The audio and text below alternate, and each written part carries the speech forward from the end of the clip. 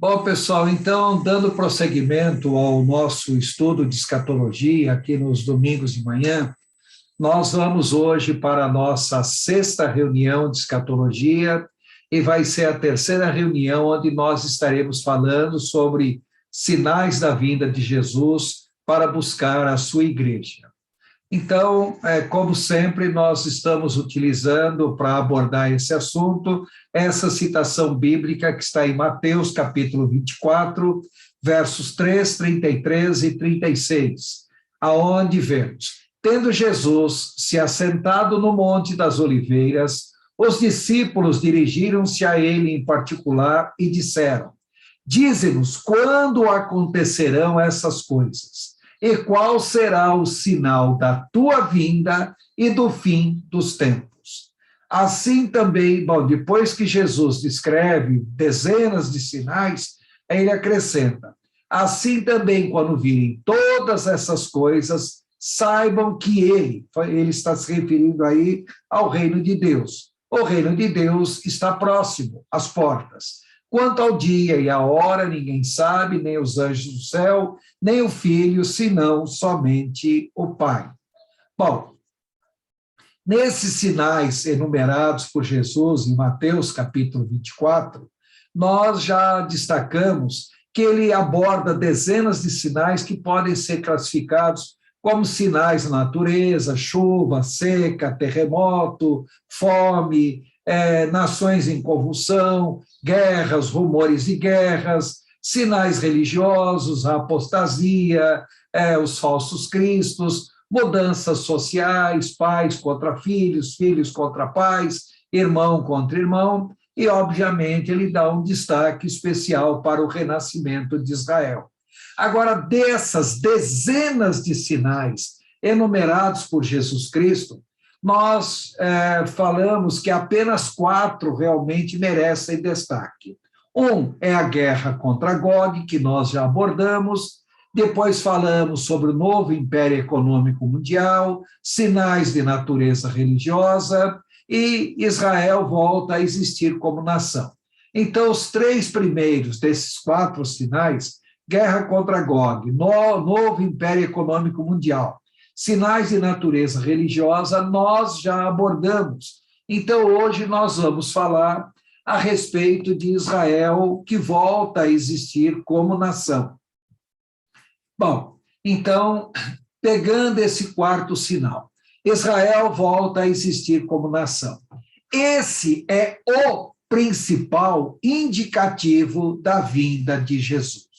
Então, para entender bem, quando Jesus estava em Jerusalém, na sua última semana de vida, ele indo de Betânia para Jerusalém, numa manhã, ele passou para um lugar e ele viu uma figueira, uma árvore bastante frondosa, com bastante folhas, e diz: e tendo Jesus fome, foi à figueira procurar frutos, mas não encontrou fruto na figueira, e detalhe, porque não era tempo de fruto.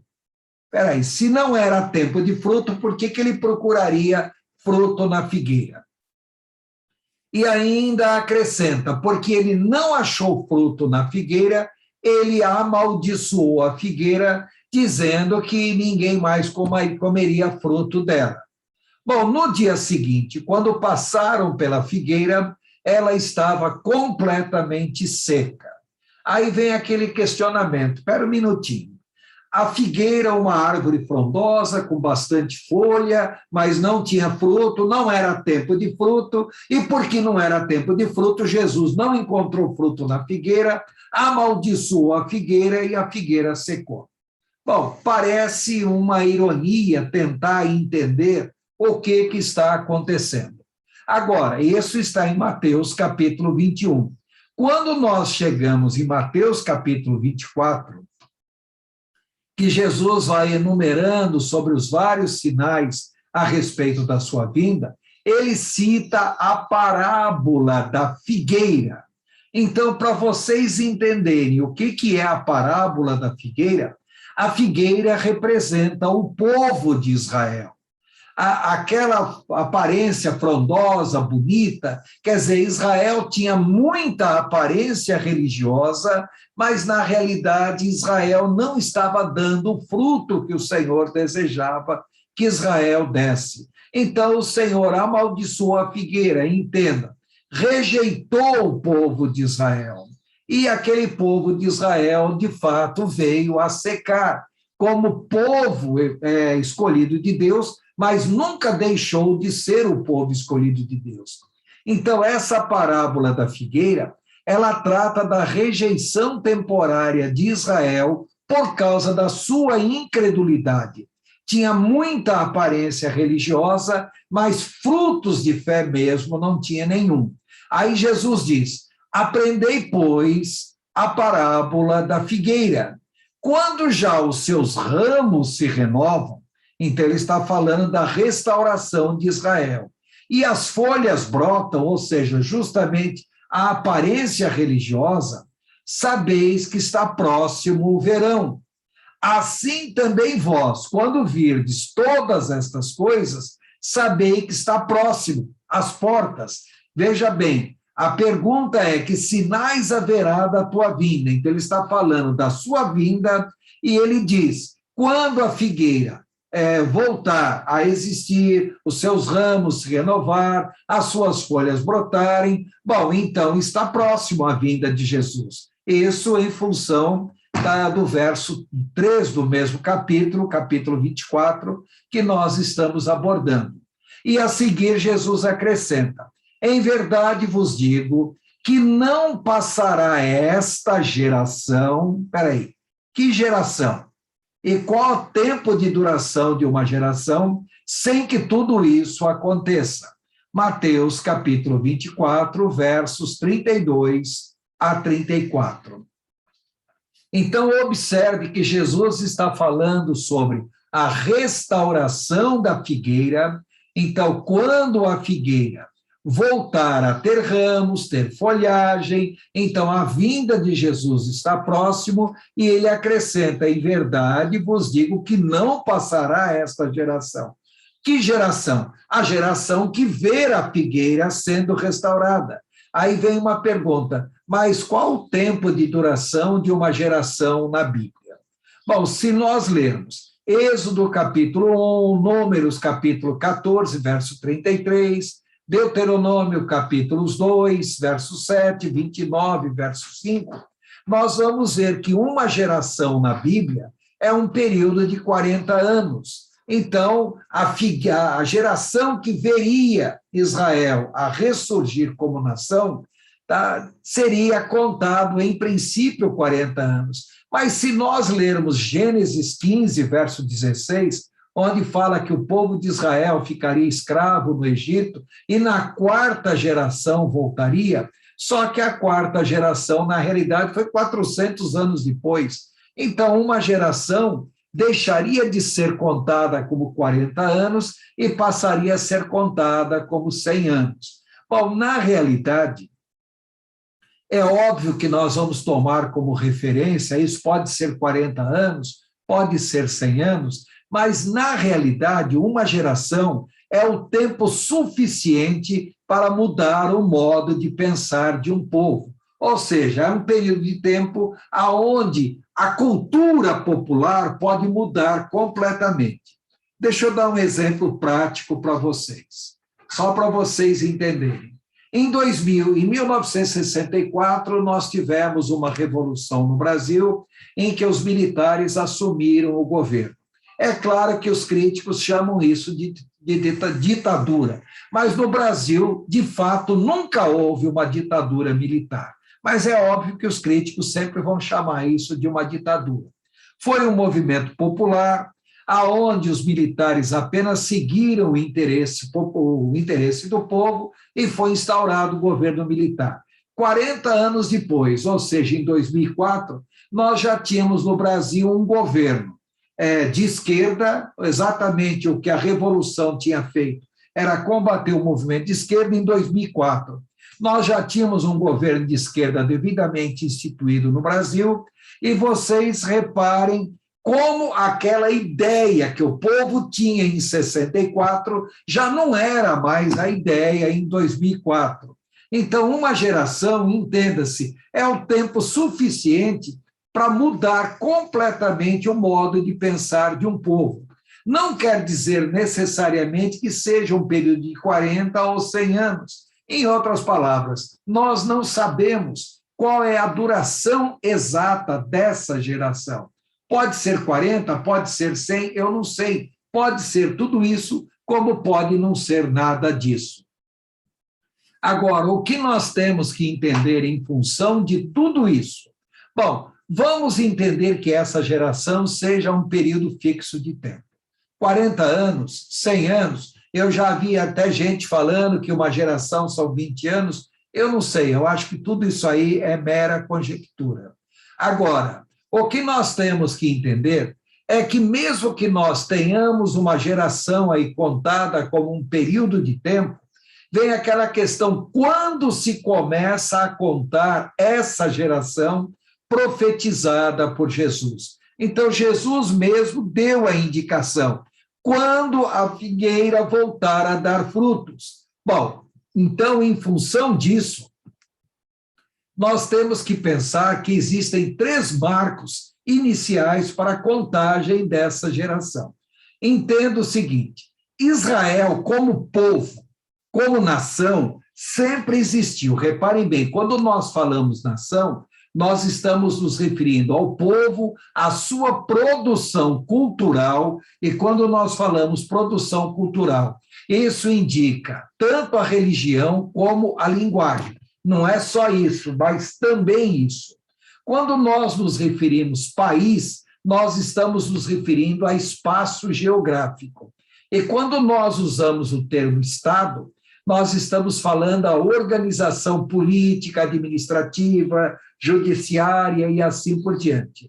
Então, Israel deixou de existir como país, deixou de existir como Estado, mas Israel nunca deixou de existir como nação, mesmo durante o período em que Israel esteve disperso. Então, eu já comentei para vocês que no ano 132 a 134, houve uma revolta lá na Judéia contra os romanos, liderados por um judeu chamado Bar Kokhba.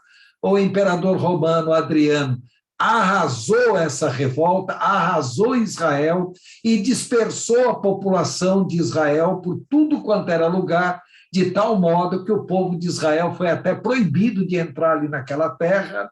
E mais do que isso, o nome da terra foi mudado de Judéia para Filistia ou Palestina, daí o termo que se emprega até hoje, Palestina. Então, desde o ano 135, já da era cristã, o povo de Israel está na segunda diáspora, ou na segunda dispersão, a dispersão pelo mundo afora. Então, embora Israel tenha deixado de existir como país, e deixado de existir como Estado, na realidade, Israel nunca deixou de existir como nação. Por outro lado, em 1948, no dia 14 de maio, Israel volta a existir como país e como Estado. Na realidade, a nação nunca deixou de existir. Como país, Israel já estava comprando as terras ali naquela região, então, como o país já existia até antes disso, e como Estado se organizou definitivamente em 1948.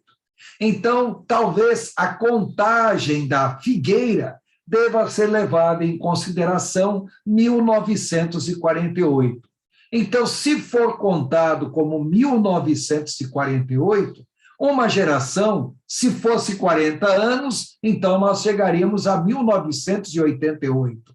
Mas se for contado como 100 anos, então nós já estamos próximos, seria agora no ano 2048. Em outras palavras, não tome essa direção de tempo como sendo literal.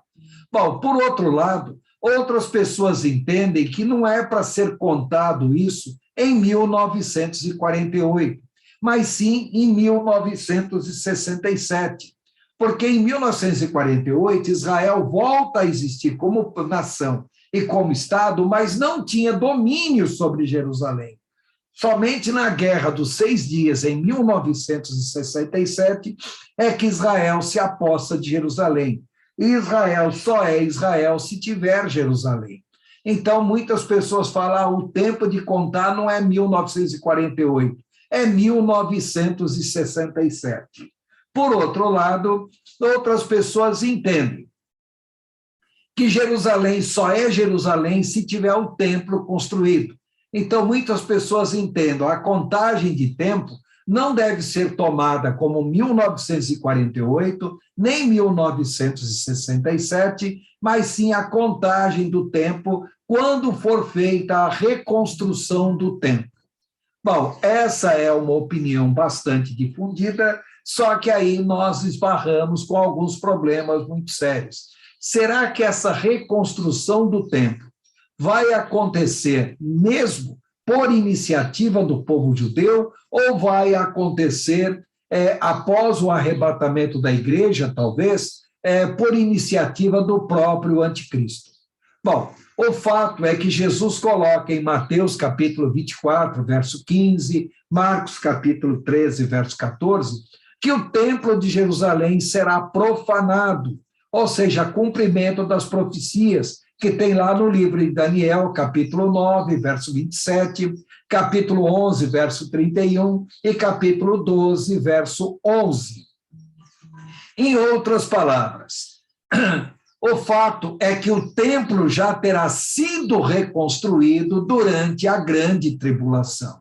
Então, se o templo já terá sido reconstruído durante a grande tribulação, ele será reconstruído na grande tribulação? Será reconstruído antes da grande tribulação? Será reconstruído por iniciativa do próprio povo de Israel? Será reconstruído talvez pelo próprio anticristo? É um monte de perguntas que, na realidade, nós não temos uma resposta satisfatória. Na realidade, há até respostas para tudo isso, sim. Mas eu não vou entrar nessa questão, porque aí o assunto acabaria se alongando para outras áreas que fogem do nosso objetivo agora. O que interessa é o seguinte: essa geração tem que ser contada 1948, 1967, ou essa geração tem que ser contada a partir da reconstrução do templo? Ou, o que é mais interessante, será que essa geração deveria ser contada a partir de um outro fato importante? Eu diria que é a partir de um outro fato importante. Mas qual é esse outro fato importante? É o assunto que nós estaremos abordando a seguir. Tá? Antes, porém, entenda, quando Jesus rejeitou o povo de Israel, ou seja, o endurecimento temporário de Deus para com Israel, ou seja, Jesus veio como Messias, foi rejeitado pelo povo de Israel, então Deus rejeitou temporariamente o seu povo. Entenda, Deus nunca rejeitou totalmente o povo de Israel. O próprio apóstolo Paulo, escrevendo em Romanos capítulo 11, versos 1 e 2, ele diz que Deus nunca rejeitou o seu povo. Afinal das contas, os dons e as vocações de Deus são irrevogáveis. Ele apenas teve uma rejeição temporária, um endurecimento temporário. Então, o tratado entre Deus e Israel é irrevogável. Agora, o que interessa para nós é entender que essa rejeição temporária de Israel trouxe a salvação para os gentios. É um modo de que os gentios pudessem desfrutar da salvação que até então era destinada somente ao povo de Israel. Uma pausa para vocês entenderem. Quando Deus tirou o povo de Israel do Egito, queria que o povo de Israel fosse um povo seu, um povo separado, mas que fosse um povo de missionários no mundo. O povo de Israel não só não foi um povo missionário, como pior do que isso, muitas vezes caiu em pecados dos próprios povos do mundo que o povo de Israel deveria realizar a obra missionária. Um exemplo típico disso nós encontramos na história de Jonas, quando Deus chegou para Jonas: Jonas, vá para Nínive e pregue para o povo de Nínive. Então Deus falou para Jonas: Jonas, vá para o Nordeste, para Nínive, Nordeste em referência a Israel. O que ele fez? Pegou um navio para Tarsiso, um navio em direção a oeste, ou seja, exatamente o oposto do que Deus queria. Depois, houve a tempestade, Jonas foi lançado no mar, foi engolido por um peixe, foi vomitado na praia e acabou indo para Nínive pregando a mensagem. E depois Jonas mesmo questiona Deus, que ele não queria ir para Nínive porque sabia que Deus era um Deus de misericórdia. E Deus perdoaria os ninivitas, coisa que, no ponto de vista de Jonas, não deveria acontecer. Então, a história de Jonas aí é para mostrar o quanto o povo de Israel falhou na obra missionária. Já que eles não queriam ir e falar da palavra de Deus para os povos, então Deus dispersou o povo de Israel pelo mundo afora. E mais do que isso, levantou um outro povo, que é justamente os gentios que vieram a crer no Senhor. Estamos nos referindo à Igreja de Jesus Cristo. Agora, o mais interessante é que no capítulo 37 do livro de Ezequiel, nós vemos a profecia do Vale dos Ossos Secos, aonde o profeta Ezequiel vê ali um monte de ossos num grande vale, e depois Deus fala para Ezequiel profetizar, Ezequiel profetiza, os ossos juntaram cada um ao seu osso, foi um grande turbilhão, uma barulheira muito grande, depois vieram tendões, carne, pele, e só que aquilo tudo eram pessoas vivas, eram pessoas reconstituídas, porém mortas. Aí o profeta Ezequiel profetizou e o Espírito entrou neles e eles voltaram a viver. E no livro de Ezequiel, no capítulo 37, fala que é a profecia sobre a restauração do povo de Israel. Voltando ao capítulo 11 de Romanos, no capítulo 11, verso 15, o apóstolo Paulo fala que a rejeição de Israel foi a salvação para os gentios. Isso nos versos 11 e 12. E a readmissão de Israel será a plenitude para os salvos, ou a plenitude para a igreja. Então, Deus, rejeitando temporariamente o seu povo, permitiu que a salvação alcançasse os gentios. Deus, readmitindo o seu povo, o povo de Israel, será a plenitude da salvação para os gentios ou para a igreja. O que vem a ser realmente essa plenitude, Romanos capítulo 11 não deixa claro, mas dá a entender que seria justamente o cumprimento de toda a promessa de salvação para a igreja.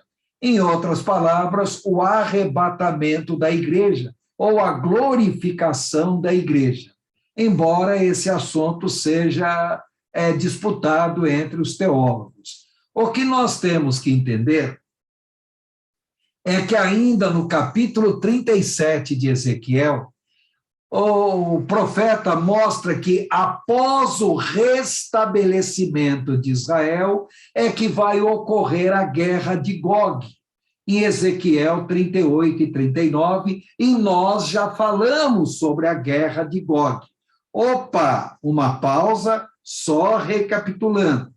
Então, nós já comentamos anteriormente que existiram 7 grandes impérios assoladores de Jerusalém, ou 6 grandes impérios. Tá? O primeiro império foi o Império Babilônico, o segundo império foi o Império Persa, depois o Império Grego, depois os egípcios, depois os sírios, depois o sexto foi o Império Romano, quando o livro de Apocalipse foi escrito. E ainda falta um 7º império que, quando vier, vai durar pouquíssimo tempo. Esse 7º império só pode aparecer depois que Israel for restaurado como nação, como país, como Estado, de acordo com o livro de Ezequiel, capítulo 37. Então, a guerra de Gog, e nós já vimos que Gog, na realidade, é a Rússia e seus muitos aliados que vão um dia se levantar contra o povo de Israel. Bom, então, na realidade, a guerra de Gog só vai acontecer após o restabelecimento do povo de Israel. Essa guerra possivelmente ocorrerá antes da grande tribulação propriamente dita. E por que nós falamos isso? Pois a guerra de Gog não é mencionada no livro de Apocalipse, dos capítulos 6 a 18, justamente o período do livro de Apocalipse que abrange a grande tribulação. Então, a guerra de Gog não é mencionada em Apocalipse, capítulo 6 até capítulo 18. Ora, então, essa guerra é anterior à grande tribulação. E detalhe, a grande tribulação é o período de manifestação do anticristo. Só que o anticristo vai se manifestar justamente por ocasião dessa guerra de Gog.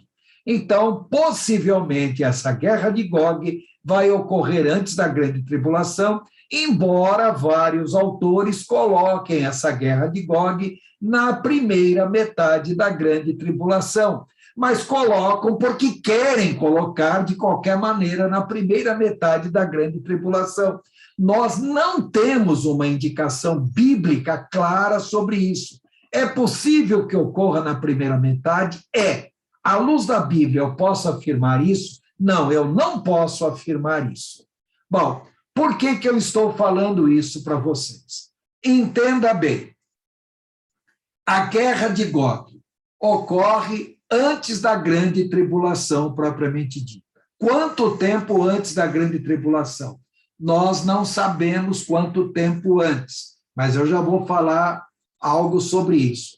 Na guerra de Gog é que vai se manifestar o anticristo com o seu triplo programa de governo: trazer paz para todo mundo, resolver a grande crise econômica mundial e construir um grande templo em Jerusalém para ser um centro de adoração a Deus. É claro que o povo vai acreditar que ele vai trazer paz, mas é uma falsa paz. Vai acreditar que ele vai resolver o problema econômico mundial, mas não vai resolver coisa nenhuma, e vai acreditar que ele vai construir lá em Jerusalém um templo para a adoração de Deus, mas na realidade esse templo é para a adoração dele mesmo, do anticristo, e do próprio Satanás, quando ele vai acabar profanando esse templo. Bom, o que nós temos que entender é que essa guerra de Gog visa a conversão de Israel, de acordo com o livro de Ezequiel, capítulo 39, versos 7, 22 e 29, e essa guerra também visa a conversão de muitos povos. Então, os gentios verão que essa guerra ela vai ter um poder de destruição tão grande e vai levar o povo à conversão. Uma pausa, uma explicação. Essa guerra será uma guerra atômica, será uma guerra de curtíssima duração, coisa de pouquíssimos meses, e será uma guerra onde aproximadamente 1/6 da população da Terra será aniquilada. É curioso nós observarmos que hoje os Estados Unidos possuem mais de 6.650 ogivas nucleares. A Rússia possui mais de 6.850 ogivas nucleares. Em outras palavras, só Rússia e Estados Unidos juntos têm mais de 90% de todas as ogivas nucleares do mundo. Em terceiro lugar, vem a China com 280 ogivas nucleares. Depois vem a França e a Inglaterra, cada um desses países com aproximadamente umas 160 a 180 ogivas nucleares. Depois Nós temos a Índia e o Paquistão, cada um entre 140 e 150 ogivas nucleares. Depois disso, nós temos Israel, com 80 ogivas nucleares, e o nono e último país do mundo com ogivas nucleares é a Coreia do Norte, entre 10 e 20 ogivas nucleares. E vários outros países que têm tecnologia para construir ogivas nucleares em caso de necessidade, que é o caso do Brasil, é o caso do Irã, tá? Não somente esses, mas principalmente esses. Bom, o que eu quero que vocês entendam, essa guerra será uma guerra atômica, a Bíblia fala fogo descendo do céu, e a palavra céu em grego é uranos, daí o termo urânio. Em outras palavras, será uma guerra de urânio, será uma guerra atômica, uma guerra de curta duração, onde aproximadamente 1/6 da população da Terra seria aniquilada, uma guerra em que a Rússia sai vitoriosa no fim, mas vai sair tão aniquilada que não vai poder usufruir dessa sua vitória. Agora, é possível, lembre-se que nós mencionamos antes sobre 3 possíveis sinais que poderiam ser indicativos dessa geração. Então, um sinal seria o restabelecimento de Israel, em 1948, outro sinal, a tomada de Jerusalém, em 1967, outro sinal seria a construção do templo, eu acho isso provável, possível, mas não provável. Um outro sinal que poderia ser indicativo da proximidade da vinda de Jesus Cristo, para indicar essa geração, seria a guerra de Gog. Opa, então, entre a guerra de Gog e a vinda de Jesus, passaria um período de muitos anos? Bom, isso aí também é uma opinião controversa. Se vocês lerem o livro O Futuro Glorioso do Planeta Terra, de Arthur Bloomfield, ele tem a argumentação dele, eu não vou entrar nos detalhes agora, ele coloca que entre a guerra de Gog e o início da grande tribulação propriamente dito, vai ter um período de 13,5 a 10 anos e meio, tá? É claro que ele tem o porquê da argumentação dele, eu não concordo muito, mas é um ponto de vista dele. Bom, o que eu estou querendo que vocês entendam é que essa guerra será algo extremamente significativo, será uma guerra atômica, e repare que quando nós falamos em guerra atômica, nós temos que entender que a mortandade vai ser muito grande. Bom, agora, especificamente a respeito da Igreja de Jesus.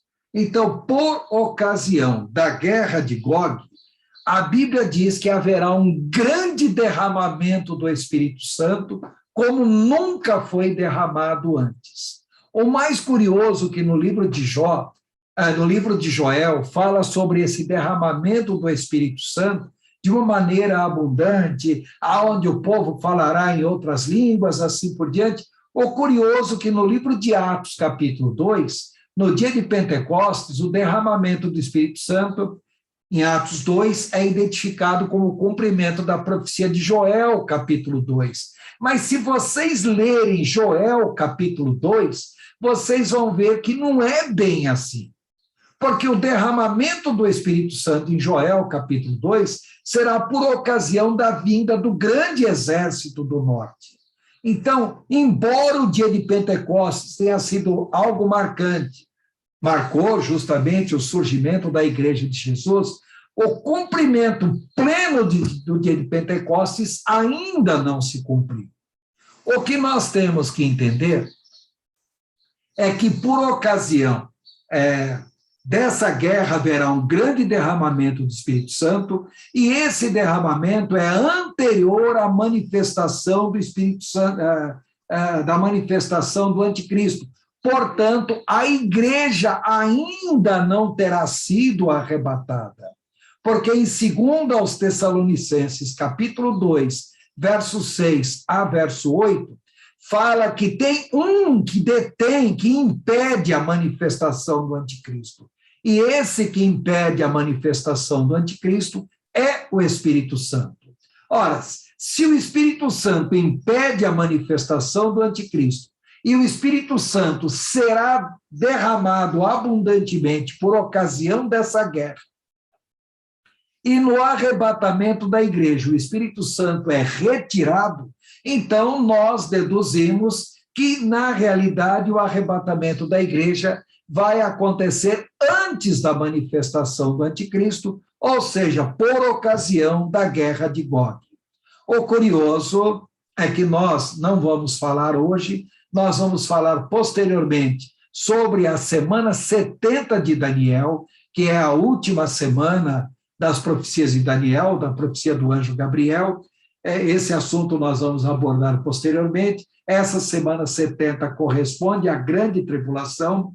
Nós teremos um momento só para falarmos sobre isso. Em outras palavras, a guerra de Gog pode ser o grande preparatório da igreja para o arrebatamento. Então, será uma guerra que o Senhor permitirá para que a igreja busque a presença do Senhor como nunca buscou antes, ou seja, é o preparatório para o arrebatamento da igreja propriamente dito. Em outras palavras, nós podemos marcar quando Jesus virá, nós não podemos marcar. Podemos ter uma ideia aproximada? Podemos sim ter uma ideia aproximada. Agora, o mais importante, entendam, para que Jesus venha buscar a sua igreja, o mais importante é que Israel volte a existir como país, volte a existir como Estado.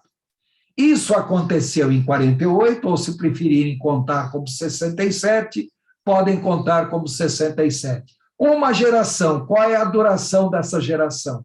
Nós não sabemos. Pode ser 40 anos? Pode. Pode ser 100 anos? Pode. Pode não ser nenhum nem outro? Pode. Uma geração é tempo suficiente para que haja uma mudança cultural no modo de todo um povo pensar. É uma geração. Eu estava até ouvindo essa semana um comentário sobre isso, uma pessoa defendendo a ideia do que é uma geração, e defendendo a ideia de que uma geração são 20 anos. E baseado no que a pessoa coloca que uma geração são 20 anos. Aí pegou o exemplo da expulsão dos talibãs lá do Afeganistão, no ano 2001, e agora em 2021 os talibãs voltam a ocupar o Afeganistão. Então, contando que é uma geração. Bom, tudo bem, houve uma mudança de mente? Houve. Mas será que eu posso tomar o Talibã como referência bíblica para contar uma geração? É óbvio que eu não posso tomar isso. Tá? Mas aquele negócio, quando se fala em escatologia, a gente encontra tantas opiniões diferentes e cada uma mais absurda que a outra. Bom, o que interessa é que a vinda de Jesus é a maior esperança da igreja. Jesus virá para buscar a sua igreja. Em Hebreus capítulo 9, verso 28, nós lemos: assim também Cristo, tendo se oferecido uma vez para sempre para tirar os pecados de muitos, aparecerá segunda vez sem pecado aos que o aguardam para a salvação. Isso na versão atualizada. Se vocês pegarem a versão corrigida, diz: virá segunda vez. Repare a palavra virá, não usa a palavra voltar. Bom, como eu disse, depois eu vou explicar o porquê dessa diferença entre voltar e vir novamente. Bom, ainda, no livro de Apocalipse, capítulo 22, nós lemos: eis que venho em breve. Feliz é aquele que guarda as palavras da profecia deste livro. Felizes os que lavam as suas vestes e assim têm direito à árvore da vida. É uma figura para Jesus. E posso entrar na cidade. Cidade é a Nova Jerusalém, pelas portas. Aquele que dá testemunho dessas coisas diz: sim, venho em breve. Amém. Vem, Senhor Jesus. Repare sempre o verbo vir, não o verbo voltar. Bom, o que eu estou querendo que vocês entendam até agora de importante. Quando nós falamos a respeito da vinda de Jesus, nós temos várias teorias diferentes sobre isso. Uma teoria é a chamada teoria amilenista, também chamada de espiritualista, continuidade histórica, é a teoria desenvolvida por Agostinho, bispo de Hipona, é aceita pela Igreja Católica Romana, é também a teoria muito comum nos movimentos espíritas de modo geral. O amilenismo não dá ênfase à vinda de Jesus, ou à segunda vinda de Jesus, e ignora completamente o arrebatamento da Igreja. Agora, existe também o amilenismo preterista, que é o seguido especificamente pela Igreja Católica Romana e também por muitos grupos protestantes tradicionais, inclusive batistas tradicionais. Tá? No amilenismo preteristas, eles simplesmente ignoram os assuntos escatológicos, colocando que o livro de Apocalipse já se cumpriu nos dias do Império Romano. Bom, isso aqui são diferentes teorias, não nos interessam muito. O que interessa para nós é os chamados grupos que professam o futurismo pré-milenismo. Então, quando nós falamos futuristas, nós estamos entendendo grupos que creem na vinda de Jesus ainda no futuro, e que o livro de Apocalipse é um cumprimento no futuro. Pré-milenistas porque creem que Jesus virá para estabelecer o seu reino sobre a terra, o reino milenar. Então, são os futuristas pré-milenistas. Para o futurismo pré-milenista, a vinda de Jesus, o arrebatamento da igreja, é a conclusão da salvação propriamente dita. Porém, dentre os futuristas pré-milenistas, existem 4 grupos distintos. Os pré-tribulacionistas, que correspondem a aproximadamente 80% das igrejas evangélicas e protestantes. Os pré-tribulacionistas creem que o arrebatamento vai acontecer antes da grande tribulação, que haverá um intervalo de 7 anos entre o arrebatamento e a manifestação de Cristo, e que esse intervalo de 7 anos é a semana 70 do livro de Daniel, é a grande tribulação. Então, para os pré-tribulacionistas, a igreja não passará pela grande tribulação. Posteriormente, nós vamos analisar os argumentos contra e a favor da ideia de a igreja passar ou não passar pela grande tribulação. Ainda dentro dos futuristas pré-milenistas, existem os pós-tribulacionistas. Creem que o arrebatamento vai se dar no final da grande tribulação, que não haverá intervalo de tempo entre o arrebatamento e a manifestação de Cristo, portanto, a igreja passará pela grande tribulação. Os pré-tribulacionistas, eles correspondem a mais ou menos uns 80% das igrejas evangélicas. Os pós-tribulacionistas correspondem aproximadamente a uns 18% das igrejas evangélicas. Mas existem também os midi-tribulacionistas, que creem que o arrebatamento na igreja vai ocorrer, na realidade, no meio da grande tribulação, ou seja, antes dos últimos 3 anos e meio. E 3 anos e meio que, para os midi-tribulacionistas, corresponde ao tempo da angústia de Jacó ou abominação da desolação. Essa identificação com o tempo de angústia de Jacó e a abominação da desolação é uma verdade bíblica. O grande problema é por que colocar o arrebatamento antes desse período propriamente dito. A argumentação é fraca. Em outro momento, nós vamos ver o porquê dessa argumentação. E agora surgiu também um grupo que crê no arrebatamento parcial, ou arrebatamento particionado, parcial no sentido de ser particionado, aonde não vai ter um único arrebatamento, mas o arrebatamento vai ser fracionado em diferentes períodos, ao longo da grande tribulação. Esse arrebatamento parcial ou particionado é um desenvolvimento da doutrina midi-tribulacionista. Se o midi-tribulacionismo já não tem uma base bíblica forte, o arrebatamento particionado tem menos ainda. Mas em outro momento nós vamos ver o porquê disso daí. Tá? Bom, a conclusão que eu quero que vocês entendam. A Bíblia fala muito sobre a vinda de Jesus. A palavra vinda em grego é parousia, se escreve aí parousia, mas se pronuncia parousia. Então, quando a Bíblia fala sobre a vinda de Jesus, a vinda de Jesus na Bíblia é chamada de parousia. Posteriormente, também vamos explicar por que usa essa palavra parousia. Bom, não é possível determinar a data de quando Jesus virá a segunda vez. Pelos sinais, é possível saber que a vinda está próxima. Agora, próxima quando, nós não sabemos. Lembrar que sempre houve interpretações diferentes sobre a parousia de acordo com as condições históricas da época. Então, na igreja primitiva, eles criam que a vinda de Jesus ocorreria lá por volta do ano 70. Bom, não aconteceu.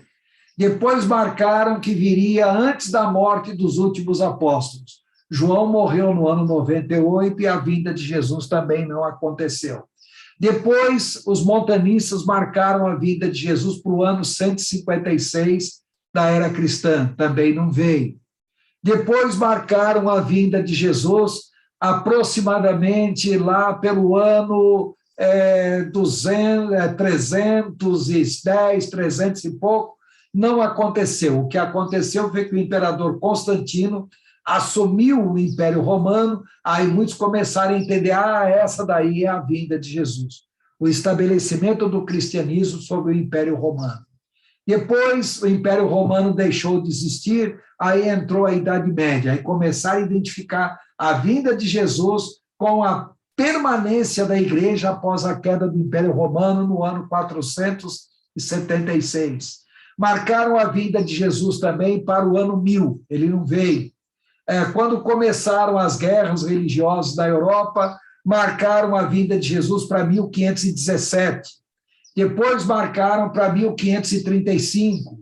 Bom, os adventistas surgiram marcando várias datas para a vinda de Jesus, 1843, 1844, as Testemunhas de Jeová para 1914, 1915. Tem um evangelista dos Estados Unidos que marcou para o ano 2011, sinto muito informar se ele veio no ano 2011, então nós ficamos, inclusive esse evangelista americano que marcava para essa data. Em outras palavras, as pessoas pegam acontecimentos históricos e tentam identificar a vinda de Jesus com esses acontecimentos históricos. Eu poderia enumerar aqui dezenas de acontecimentos históricos que foram usados como referências para a vinda de Jesus.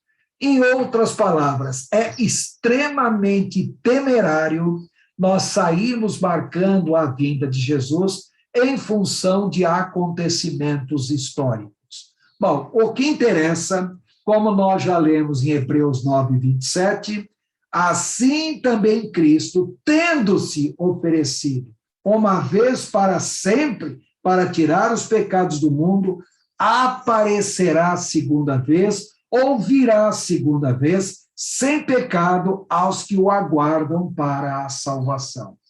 Então, o importante não é saber quando ele virá. O importante é saber que ele virá e estar preparado para a vinda dele. Porque ele só virá para aqueles que o aguardam para a salvação. Eu me lembro uma vez aqui em São José dos Campos, eu estava numa igreja e eu fui chamado para falar a respeito da segunda vinda de Jesus. Eu estava falando na igreja e quando terminou o assunto, o pastor da igreja chegou para mim assim e falou, é legal falar sobre a vinda de Jesus. Mas eu estranhei o modo como ele falou comigo. Eu falei, exatamente em que sentido que o senhor está querendo dizer? Aí ele levantou a questão, será que Jesus virá mesmo? Ou falar sobre a vinda de Jesus é um modo de manter o povo preso dentro da igreja. Eu virei para ele e falei, olha, de acordo com Hebreus 9, 27, ele só virá segunda vez para aqueles que esperam para a salvação. E de acordo com 2 Pedro, capítulo 3, os escarnecedores escarnecem da vinda de Jesus. dizendo que tudo permanece do mesmo jeito e que ele nunca virá. Virei para ele e falei assim, olha, eu sinto muito por uma igreja que tem um pastor que não crê na vinda de Jesus. Coitada dessa igreja. E simplesmente me retirei. Tá? Não vou discutir com esse pastor. Eu sei que ele ficou um tempão sem conversar comigo. Depois, pouco antes dele estar morrendo, ele morreu já, né? Pouco antes da morte dele, ele me procurou, quer dizer, me procurou não, pediu para conversar comigo, eu fui fazer uma visita para ele, ele disse que queria pedir perdão para mim por aquilo que tinha dito. Falei, não tem que pedir perdão para mim, tem que se acertar com o Senhor, comigo não precisa pedir perdão, não tenho nada do que perdoar ou deixar de perdoar, isso aí é um problema entre o Senhor e Deus, tá? Bom, quero crer que ele partiu para a eternidade salvo.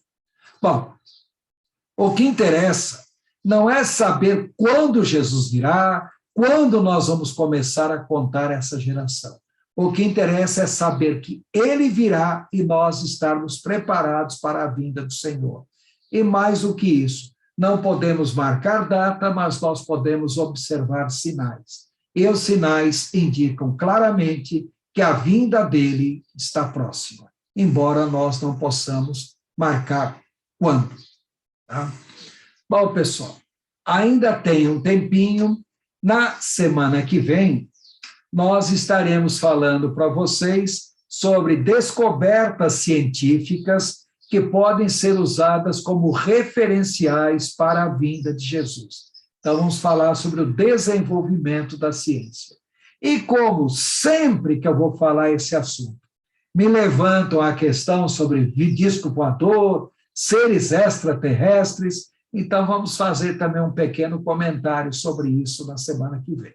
Mas, por enquanto, é só para vocês ficarem com a pulga atrás da orelha. Vamos deixar esse assunto para depois. Tá joia? Alguma pergunta, questionamento, protesto, reclamação, blasfêmia, xingação, alguém quer falar algo? Fale agora.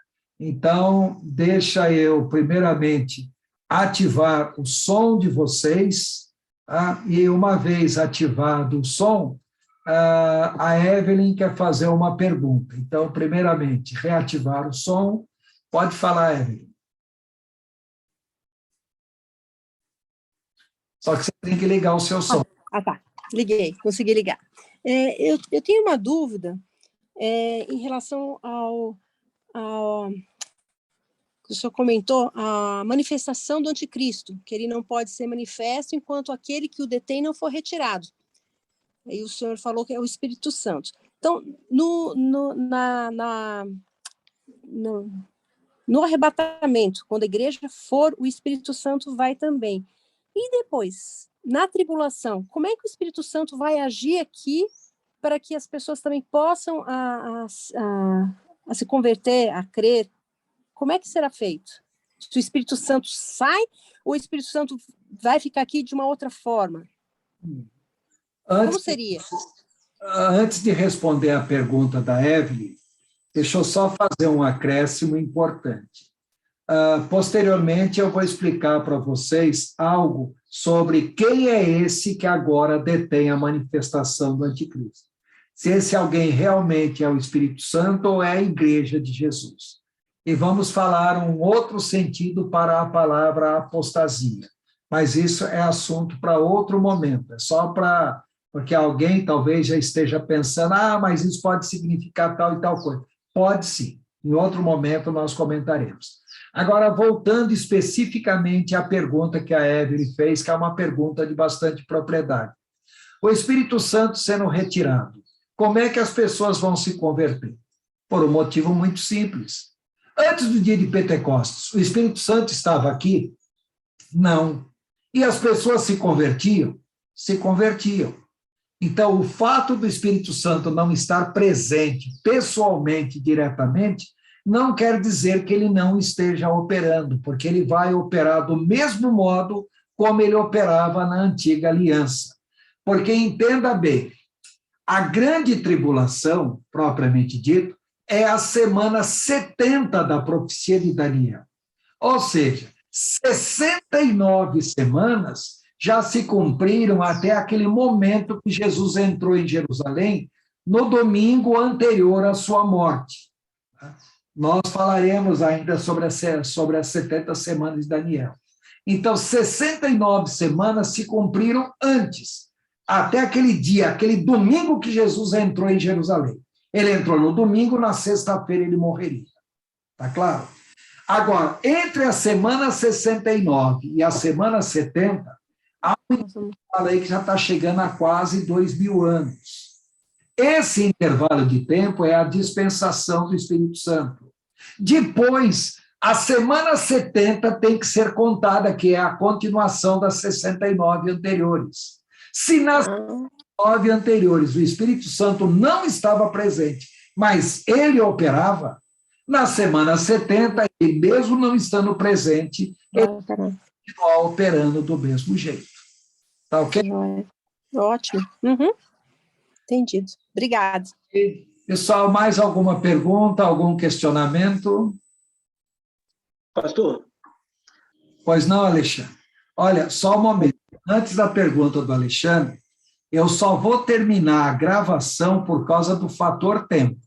Não quer dizer que nós estamos terminando a nossa reunião, não.